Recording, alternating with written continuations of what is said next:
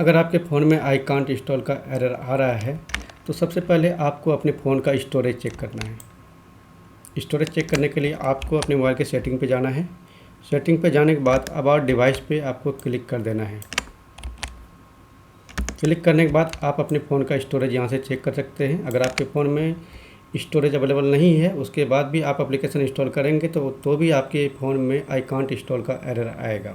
ठीक है, अगर आपके फ़ोन में स्टोरेज है फिर भी ये एरर आ रहा है तो इसको फिक्स करने के लिए आगे का प्रोसेस